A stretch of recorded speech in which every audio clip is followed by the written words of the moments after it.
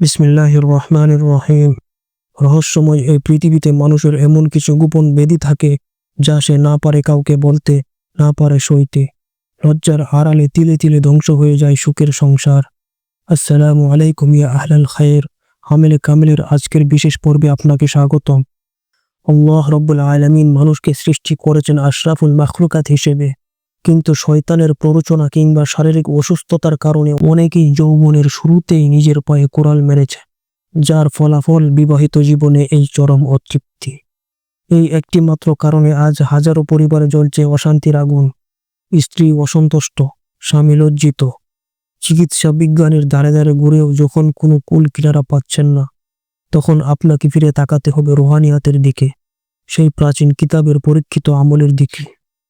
আজ আমি কিতাবের পাতা থেকে যে গোপন নকশা বা তদবিরটি উন্মোচন করতে যাচ্ছি তা অত্যন্ত শক্তিশালী এবং পরীক্ষিত। মনে রাখবেন, এই আমল কোনো ছেলে খেলা নয়। এটি সেই সব ভাইদের জন্য যারা নিজেদের অক্ষমতার কারণে স্ত্রীর কাছে বারবার মাথা নিচু করছেন। তবে সাবধান, এই নকশার ব্যবহার বিধি না জেনে প্রয়োগ করলে হিতে বিপরীত হতে পারে। তাই ভিডিওর একটি সেকেন্ডও স্কিপ করবেন না, কারণ এই আমলের মূল চাবিকাঠি লুকিয়ে আছে এর সঠিক প্রয়োগ বিধির মধ্যে, যা আমি ভিডিওর একেবারে শেষ অংশে বলে দেব। বিভিন্ন ওজিফা বা নুসখা আপনারা হয়তো দেখেছেন, কিন্তু আজকের এই নকশাটি সম্পূর্ণ ভিন্ন। এটি শরীরে ধারণ করার সাথে সাথে এর রুহানি তাসির শুরু হয়ে যায় ইনশাআল্লাহ।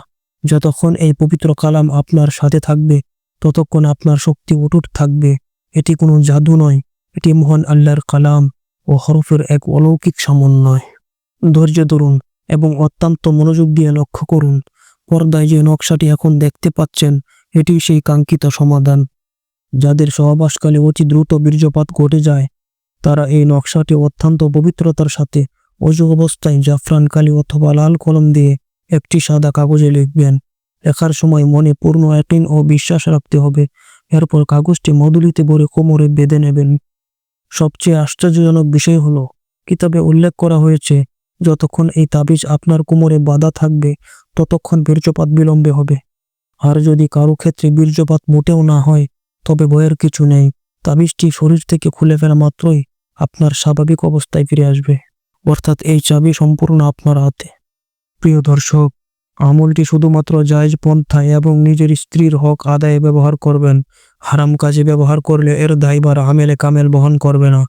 এমন আরও দুর্লভ ও গোপন রুহানি ভিডিও পেতে আমাদের চ্যানেলটি সাবস্ক্রাইব করে বেল আইকনটি বাজিয়ে দিন। দেখা হবে আগামী পর্বে নতুন কোনো রহস্য নিয়ে। ফি আমানিল্লাহ।